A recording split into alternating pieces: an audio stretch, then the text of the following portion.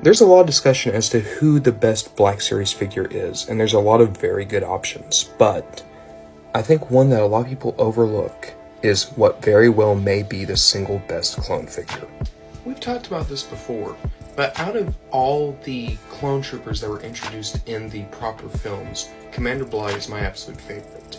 And the only clones I like more than Bly are Rex and possibly Fordo, I don't really know. And a lot of that just comes down to the fact that in the original expanded universe, Bly and Aayla were two of the only characters of a Jedi and a clone trooper who actually had a genuine friendship, whereas everyone else, even that version of Obi-Wan and Cody, felt more like co-workers or a subordinate following a leader. Bly and Aayla actually had a friendship, they had a camaraderie, they enjoyed being around one another. And you didn't really see that on a wide scale until you finally got the CG Clone Wars cartoon, and that was treated like a norm, at least when it comes to the main group of Jedi that we follow.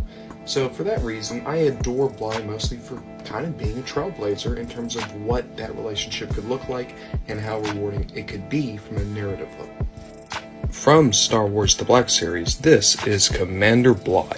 And he was actually part of the last wave to come in the old red boxes, I'm pretty sure. If not the last wave, one of the last waves.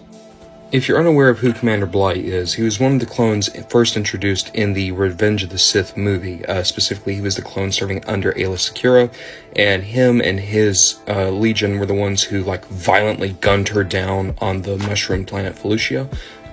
Interestingly enough, in the novel, they actually talked about the chip long before the Clone Wars cartoon, and Bly describes how he did not want to hurt his friend, but there was something in him that rearranged his thoughts and ultimately convinced him that if he did it, it was an act of mercy.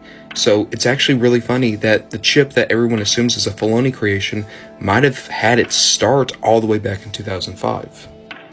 Taking a closer look, and out of at least the old school clone body, this is the single best looking one. I love the chips. I love that you have the brown, the yellow, and the white. Got a lot of mud down here on the boots, which looks great. You just have so much chipping in the paint. And look at this.